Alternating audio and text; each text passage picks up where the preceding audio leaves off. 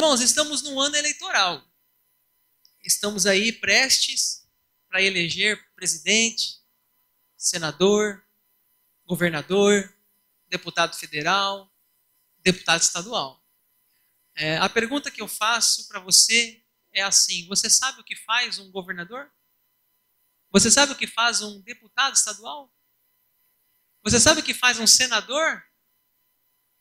Você sabe o que faz as pessoas? Você vai votar no seu vizinho lá, porque é amigo seu, sei lá o quê?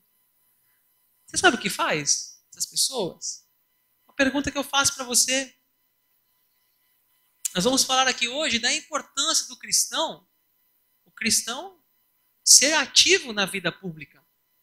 O cristão ter um ser de reflexão, de pensamento, de inteligência, de que ele possa conhecer o que faz um candidato, saber votar, saber escolher. Nós precisamos falar sobre esse assunto aqui. Quando a gente fala de cristão em política, tem gente que fala assim: ah, pastor, não fala sobre política, não, eu não gosto de política. Aí faz que nem fez, né? Ali na tela, né? Esconde a cabeça no chão. Ah, não, pastor, Jesus vai voltar, vai acabar com tudo, vai botar fogo em tudo, e vamos para frente, deixa a política para lá. Irmãos, não está certo esse pensamento cristão. Esse pensamento de que Jesus vai voltar e vai todo mundo para o céu e a terra vai acabar e vamos botar fogo em tudo aqui. Não, gente, o cristão, ele é um ser político também. O cristão, ele é um ser pensante, ele é um ser que ele contribui para uma sociedade melhor, tá? Então, é interessante quando Jesus Cristo ele fez a oração do Pai Nosso, vamos ler o que está na tela. Ele disse assim, ó: venha o teu reino, faça-se a tua vontade, aqui na terra como no céu. Já pensou nisso? Que às vezes a gente acha que a vontade de Deus é só no céu. Aqui no céu quem manda é os homens, lá no céu ele manda, né? Não é isso não. Que venha o teu reino, Senhor, venha o teu reino, tanto aqui na terra como no céu. Então, irmãos, o cristão, ele é uma pessoa que conversa sobre política. Eu não estou falando de discutir nem brigar de política por causa de candidato. Eu não estou falando sobre isso, não. Estou falando de políticas públicas. O cristão é um ser que ele está acompanhando o que está acontecendo no Brasil. Então, o cristão não deve... Ah, não, o meu negócio é só ir para a igreja e orar. Não, está errado. A gente deve orar? Sim, a gente ora. Mas a gente deve também votar. Deve votar com consciência. Não deve vender o voto. A gente deve entender o nosso papel. Por exemplo, deixa eu tentar explicar o que eu estou querendo dizer aqui para você não me interpretar mal. O cristão, ele deve ser piedoso. Verdade. Mas piedade sem fuga da realidade. Ele deve ser piedoso. Sim, eu creio que a oração muda situações. Mas ele não deve fugir da realidade que o cerca. Não. Gente, Martin Luther King, famoso pastor americano, lutou para que acabasse com a diferença entre brancos e negros no seu país. Era pastor. Pastor. Lutou por direitos iguais entre brancos e negros, porque todos são imagem e semelhança de Deus. Então a gente precisa entender, irmãos, que a oração é muito importante. Mas o cristão também precisa entender de política, saber reivindicar os seus direitos, saber buscar os seus direitos, saber pedir que para o seu deputado que ele votou, o seu senador, quem seja, que pense nos temas referentes ao cristianismo. Então, a gente acaba vivendo em extremo, né? O ser humano é muito extremista. Ou a gente é ativista social e ateu. Né? Não, eu sou ativista social, sou ateu. Ou a gente é do círculo de oração e não quer saber de política. Por que a gente tem que viver nesses extremos? Ou lá ou cá. Ou eu sou ativista ou eu sou da oração. Não, irmãos. Nós temos que casar as coisas. Nós temos que casar a oração, os joelhos dobrados, com a consciência política.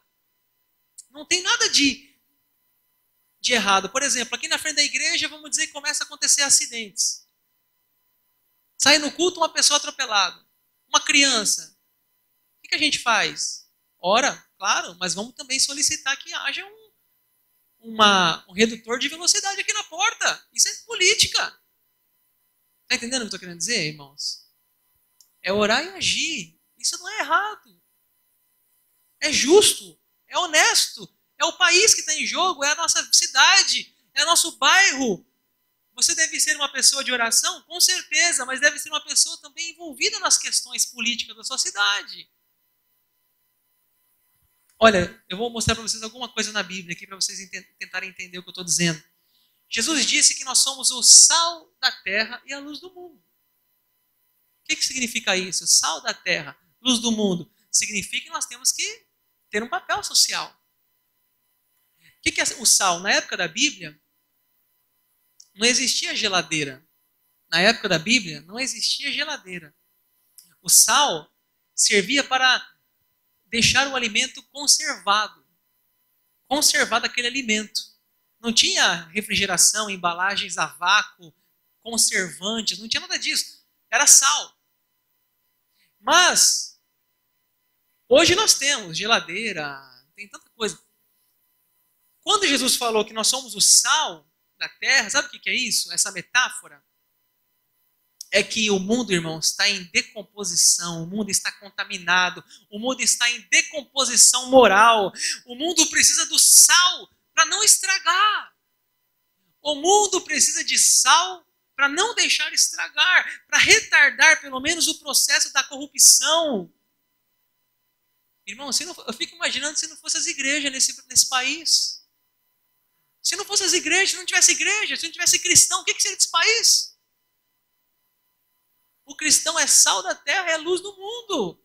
Ele tem que fazer a diferença, seja no Senado, seja na Câmara Federal, na Câmara Municipal, Estadual, na Presidência da República, ou no seu trabalho diário, na sua votação. Nós temos que ser sal e temos que ser luz. Poxa vida. Então, não devemos deixar estragar, irmãos. Só que as pessoas hoje estão tão chateadas com a política que elas estão assim, votem qualquer um, sabe? Voto de protesto, né? Vote Tiririca, pior que tá, não fica. Olha a campanha, olha os bordões do Tiririca. O que faz um deputado federal? Eu não sei, mas vote em mim que eu te conto. As propagandas do Tiririca é assim. Vote Tiririca, pior que tá, não fica. Era essa a propaganda que ele fazia. E não sei se você sabe, Tiririca foi o terceiro deputado no estado de São Paulo mais eleito na história. Foi o terceiro deputado do estado, deputado federal por São Paulo na história do Brasil. Tiririca perdeu, se eu não me engano, para duas pessoas. Um é o Enéas, o outro não me lembro quem, e o terceiro é ele. Mais votado, Tiririca. Você imaginou isso? Até tem uma denúncia, se eu não me engano, na época, que ele não sabia nem escrever. Teve uma denúncia contra ele. Nem escrever ele não sabia. Então as pessoas estão tão cansadas de política, vou votar nele. É voto de protesto. Né? Eu vou assistir o horário do comercial. O mais barrela eu voto. Por quê? As pessoas estão desanimadas, estão desestimuladas. As pessoas querem votar um personagem folclórico, um personagem excêntrico, para manifestar a sua indignação política. É assim que nós vivemos hoje em nosso país, irmãos. As pessoas não acreditam mais de política, não querem saber de política. Talvez você que é uma pessoa que pensa assim. Pastor, eu só voto porque eu sou obrigado. Só voto porque eu sou obrigado. Por dessa eu nem votava. Não gosto de política. Talvez você pense assim. Na Bíblia, irmãos, interessante que quando você vê a história dos reis de Israel, fala que teve alguns homens como Saul, Davi e Salomão. E a história diz que depois deles houve um declínio, especialmente depois de Davi e Salomão, houve um declínio. As tribos se dividiram. 10 tribos para um lado e uma tribo para o outro. O reino do norte e o reino do sul. E o que você vai mais ler no livro de Reis é essa frase que está ali. Fulano de tal fez o que era mal perante o Senhor. Aí você passa umas páginas e fala assim, ciclano de tal fez o que era mal perante o Senhor. Você quer uma estatística dessa questão? Eu vou te falar. Olha o que eu tenho aqui para te mostrar. Durante 200 anos, 200 anos, escute isso. O Reino do Norte teve 19 líderes. 19, 1 e 9, 19. Todos eles, diz a Bíblia, fez o que era mal perante o Senhor. 19. E do lado sul, teve 17. 8 diz assim, fez o que era bom. E 9 diz, fez o que era mal. Eu vou repetir esse dado aqui bíblico para você entender. Depois da divisão, o Reino Norte teve 19 reis. Os 19, está escrito assim lá em Reis. Fez o que era mal perante o Senhor. 19 reis, 19 fez o que era mal. E lá do lado sul, teve 17. 8 fez o que era bom. E 9 fez o que era mal. Você imagine que liderança mais estragada é essa? Eu fico imaginando hoje no Brasil, se fosse falar isso na Bíblia do Brasil. Fulano de tal fez o que era mal. Senador fez o que era mal. Deputado. Gente, é difícil. A gente assim, às vezes, perde até o interesse, muitas vezes, pela política. Assim como era na Bíblia na época. Mas olha, eu quero dizer para você que na Bíblia tem o Samuel, o profeta ficha limpa. Vocês gostaram dessa aqui, não gostaram? Samuel, o profeta ficha limpa, que é exatamente o texto que eu li com vocês. O texto, se você quiser conferir aí, 1 Samuel 12. É o Samuel, profeta ficha limpa. Veja o versículo 4, 1 Samuel 12, 4. Ele chega para as pessoas, ele está velho, ele chega para as pessoas e ele fala assim, ó, 1 Samuel 12, 4, ele fala assim, ó, eis-me aqui, testemunhai contra mim perante o Senhor e perante o seu ungido. De quem tomei o boi? De quem tomei jumento? A quem defraudei? A quem oprimi? Das mãos de quem aceitei suborno para encobrir com eles os meus olhos? Gente, ele chega assim, ó, dentro das pessoas e fala assim, quem tem alguma coisa contra mim aqui? Quem aqui eu fiz alguma coisa de errado na minha vocação? Alguém aqui tem alguma queixa contra mim? E sabe o que as pessoas respondem? Quando ele termina de falar, versículo 4. Eu li o versículo 3, né? Aí o versículo 4 agora ele fala assim, as pessoas falam, então responderam, em nada nos defraudaste. Ou seja, o Senhor não enganou ninguém, não tomou nada de ninguém, o Senhor é um ficha limpa. É um profeta ficha limpa. Gente, a gente precisa de pessoas ficha limpa hoje. A gente precisa de políticos ficha limpa. Na Bíblia podemos lembrar de outros homens, outras pessoas. Por exemplo, podemos lembrar da história de Neemias na Bíblia. A Bíblia fala de Neemias, que ele ficou sabendo que a sua cidade estava destruída. Depois você pode ler na Bíblia a história dele, Neemias. A cidade dele estava destruída, estava em escombros. E ele vai lá e ele ajuda a reconstruir a sua cidade. Sabe o que a gente faz no Brasil? A gente fala assim, vou embora daqui. Ah não, vou para os Estados Unidos, vou não sei aonde, vou fugir. Neemias não, ele voltou e falou assim, eu vou ajudar a reconstruir esse lugar. Eu vou levantar esses muros. Neemias aqui daria para me contar uma série de pregação aqui sobre a vida dele. Quem sabe eu vou fazer um momento. Mas hoje eu só estou citando para você entender alguns personagens da Bíblia que tinham um bom exemplo quando o assunto é política, quando o assunto é união social, quando o assunto é trabalho pelo uma melhoria pública. Neemias é uma pessoa assim. Sabe um outro nome também que eu posso citar para vocês aqui? José do Egito.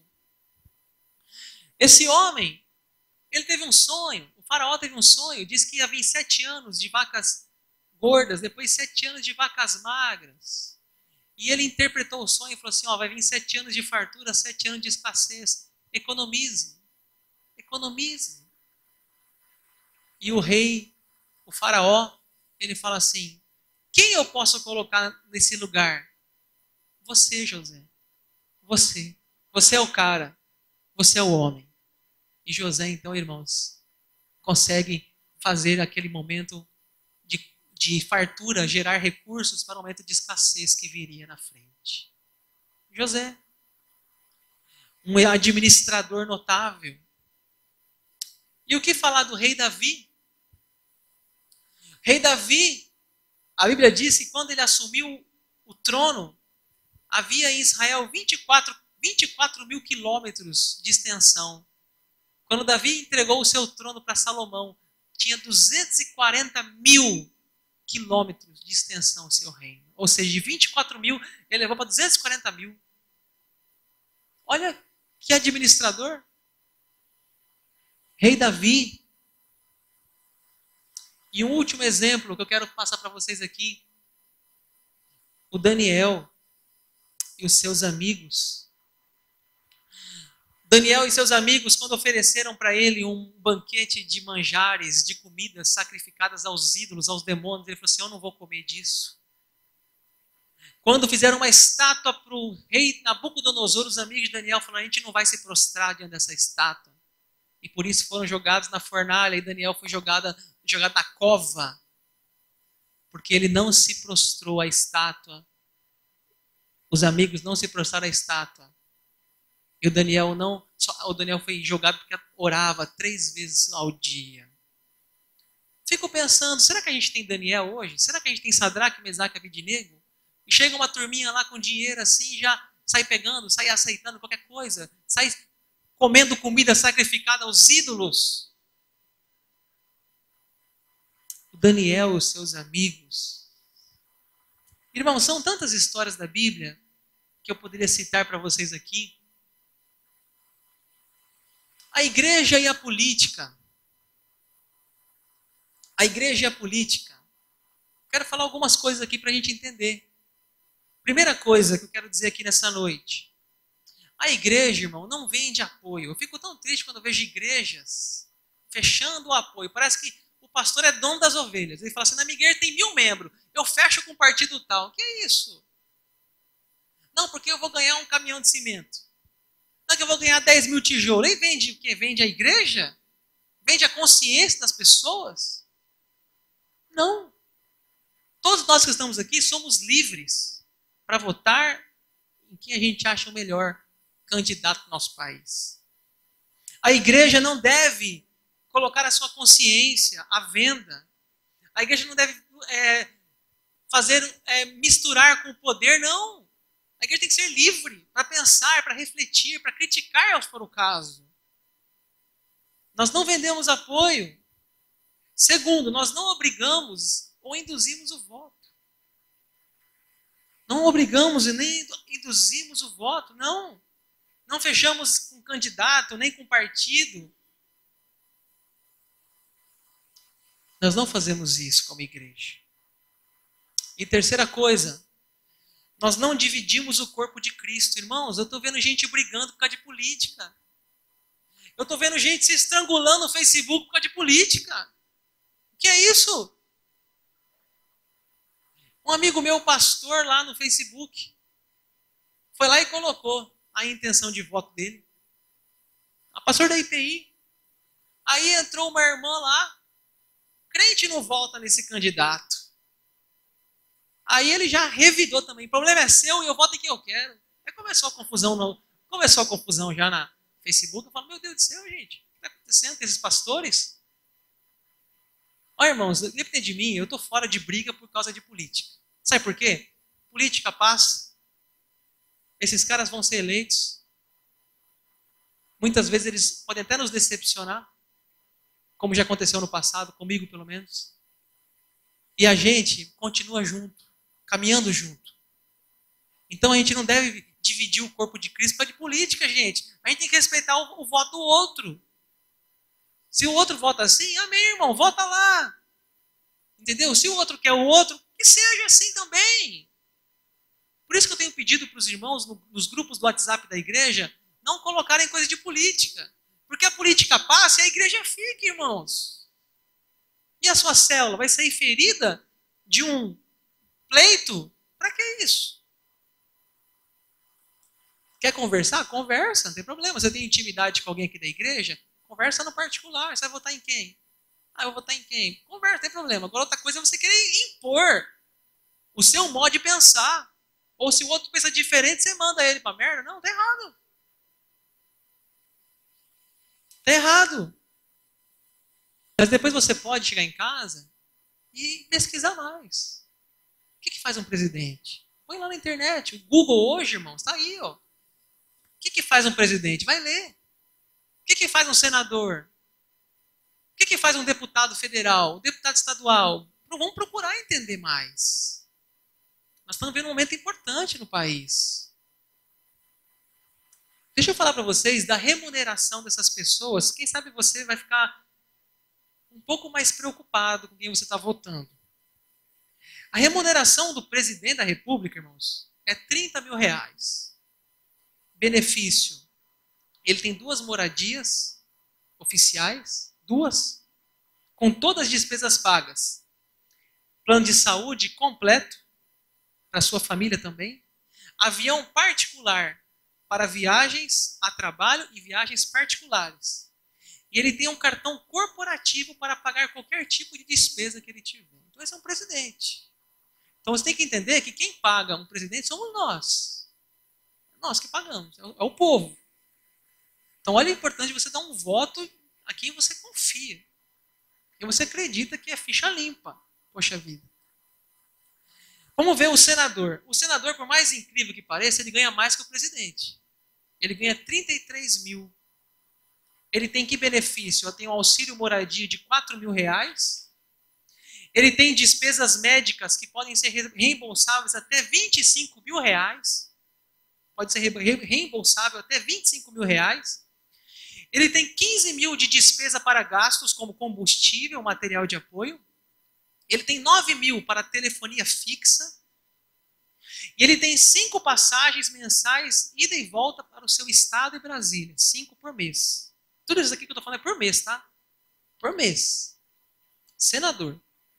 Olha o custo de um homem. Não é um homem, é um monte lá, né? Olha o custo que é para a nação. Aí você acha que vai desperdiçar o seu voto? Pense bem. Governador. A remuneração do governador, ela vai de acordo com cada estado. Mas tem uma média de R$20.000. Além do salário do governador, ele tem direito à pensão vitalícia.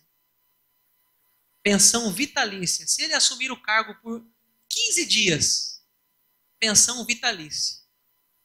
Isso gera um pouco de insatisfação, porque na história, tem pessoas que assumiram a função porque o presidente foi fazer o governador fazer uma viagem, ele põe alguém no lugar dele por 15 dias e a pessoa recebe uma pensão vitalícia a vida inteira, por causa de 15 dias de trabalho. Então tem alguns casos aqui, enfim, eu tenho alguns casos aqui que eu pesquisei, e tem pessoas que acumulam aposentadoria de senador mais de governador. Ela acumula, vai acumulando as aposentadorias. Vitalícia, a pessoa trabalha 15 dias, a vida inteira ela ganha a pensão. Deputado federal, R$33.000 salário. Benefício, auxílio moradia de 4 mil. Despesas médicas pessoais com familiares podem ser reembolsadas e lá na Câmara também tem atendimento para eles gratuito. Eles têm uma verba de gabinete de R$92.000. Verba de gabinete, R$92.000. Tá? E além disso tem uma outra verba para outros custos como telefonia, viagens de 30 até 45 mil por mês. Para outras despesas que ele tiver com telefonia, viagem, enfim. E o deputado estadual, ele recebe 75% do valor do deputado federal. E os benefícios variam de acordo com a legislação de cada estado. Irmãos, por que eu estou trazendo esses dados? Porque quando eu li esses dados, eu me assustei. E eu acho que você poderia sentir esse mesmo incômodo, no sentido de dizer assim, poxa, essa turma está lá ganhando um dinheiro público. Eles deveriam prestar um serviço com mais dignidade. Eles deveriam ser mais presentes nas sessões. Poxa, deveriam pensar melhor no que eles estão fazendo ali. Especialmente relacionado à corrupção, porque já tem um salário magnífico. Para quem dá mais dinheiro à corrupção, poxa vida.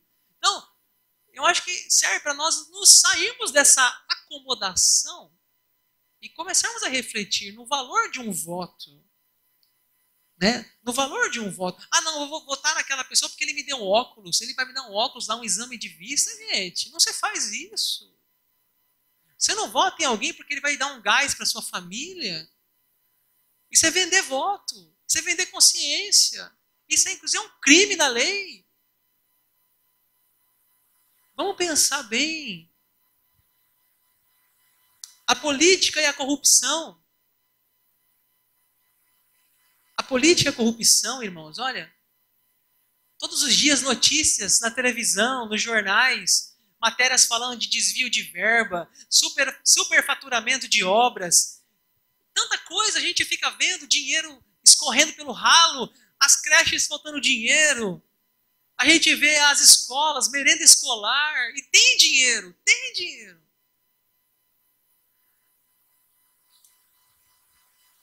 Tem uma lista de países menos corruptos.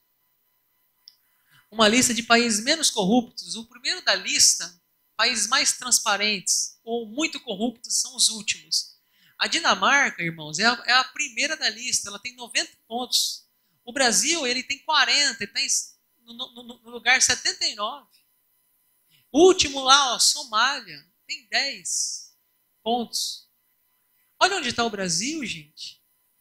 Olha a vergonha do nosso país. A Dinamarca está lá em primeiro lugar. Agora, sabe por que a Dinamarca está em primeiro lugar?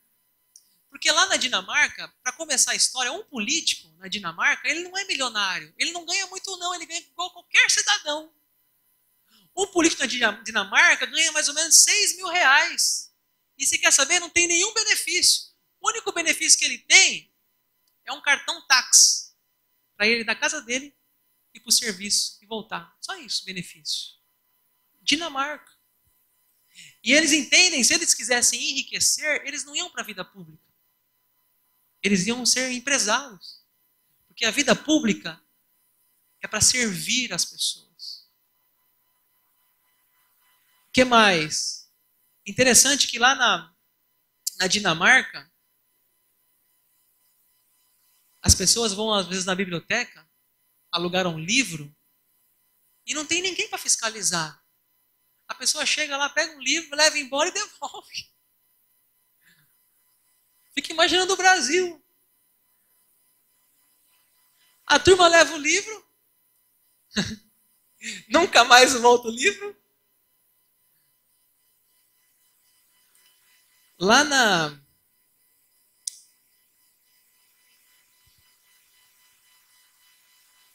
tem um exemplo que eu acho tão bonito. Aquela moça bem do meio ali é a presidente da Croácia, presidente croata. Está bem no meio ali. Ela foi em voo comercial assistir o país dela assistir na Copa do Mundo. Quem assistiu a Copa do Mundo em gosta de futebol, Croácia foi bem além, né? Inclusive do Brasil. E ela foi lá assistir. Só que ela foi de voo comercial. E mais, ela falou assim, eu vou descontar do meu salário os dias que eu estive lá, porque eu não fui uma viagem a trabalho, foi uma viagem de lazer, eu fui assistir meu pai jogar. Olha o pensamento desse povo, gente. Ela descontou na folha de salário dela os dias de folga que ela foi lá para a Rússia. Mas eles mesmos. Irmãos, eu tenho pensado que a melhor forma de a gente contribuir com o nosso país é começar por nós. Gestos de integridade, honestidade. Às vezes você vai na padaria, recebe um troco a mais. O que você faz? Graças a Deus, ganhei o dia hoje. Então é assim, irmãos. A honestidade tem que começar a nascer da base, de nós. O que podemos fazer para a gente encerrar essa mensagem de hoje? Quero dar algumas dicas para esse momento que a gente vive no nosso país. Primeira coisa, avalie seu candidato. Antes de você votar, vá pesquisar se ele é ficha limpa. Avalie seu candidato, conheça o plano de governo que ele tem, leia o plano de governo dele, se for presidente, se for um governador. Avalie, vê se ele tem alguma situação na justiça. Outra coisa, as causas da Bíblia, irmãos. Tem que pensar. Temas importantes para nós. Hoje, a maioria dos candidatos a presidente da República, eles apoiam a causa LGBTI. A maioria. Vai ler lá se o seu apoia.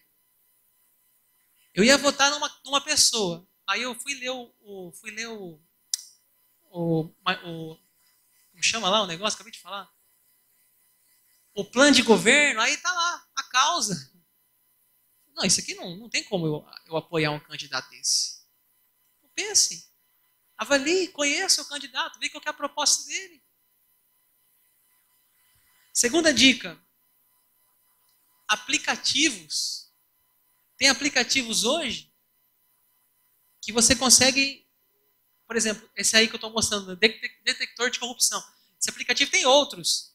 Mas esse aplicativo você pega, se a pessoa estiver na televisão, você filmar ele, aparece o nome da pessoa, se tem algum problema na justiça, está respondendo alguma coisa, aparece tudo lá. Entendeu? Então a gente tem que procurar entender, ver, conhecer como que estão os nossos candidatos. Outra coisa, assista às entrevistas, assista aos debates, assista, não gosto de política. Que é isso, irmão? Assista o debate de governadores, vai ver os candidatos, as propostas, os presidentes. Procure conhecer mais. Não vá, não, eu não, isso é besteira, vou perder tempo. Não, você precisa acompanhar. Assista as entrevistas, debates. Eu quero falar uma coisa para vocês, irmãos. A gente está muito preocupado em votar em presidente. E a gente se esquece que no Brasil um presidente não trabalha sozinho, irmãos. Não trabalha sozinho. Nós temos que pensar também nos governadores, temos que pensar também nos deputados, nos senadores. Temos que pensar. Não é só votar num presidente e o resto você vai fazer minha mãe mandou lá e vai sair apertando o botão. Não. Você sabe os candidatos a Senado? Você sabe quais são as propostas deles? Sabe quem são os candidatos a governadores do Mato Grosso? Você já assistiu algum debate? Ouviu o plano de governo? Vamos conhecer mais. Vamos pesquisar mais. Outra dica, cuidado com fake news. Nós estamos numa época agora, gente, que a pessoa recebe uma mensagem no WhatsApp, ela encaminha, ela nem sabe se é verdade. Por exemplo, ela pega na mensagem do celular e fala assim, uma menina está lá no pronto atendimento precisando de sangue. Ela pega e repassa. Aí vai ver, não é nem em Rondonópolis, essa notícia vem lá do sul, vem lá do Nordeste, e a turma está repassando.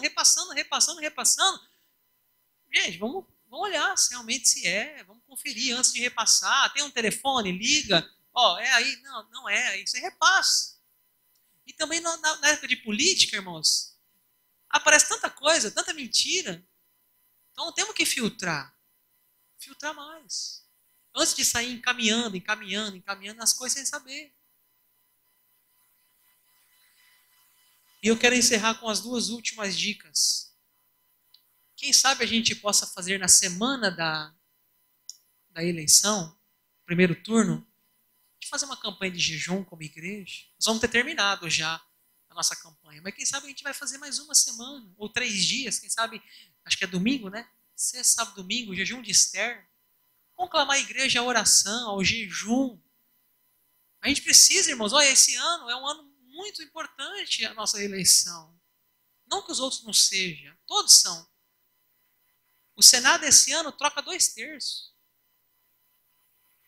Vamos entender que é um processo de coisa de crente também, de cristão, de a gente estar orando, jejuando, consciente, buscando um país melhor, irmãos, e o nosso próprio testemunho dia a dia. Vamos orar encerrando? Quero convidar você a fechar os seus olhos e orar pela nação brasileira.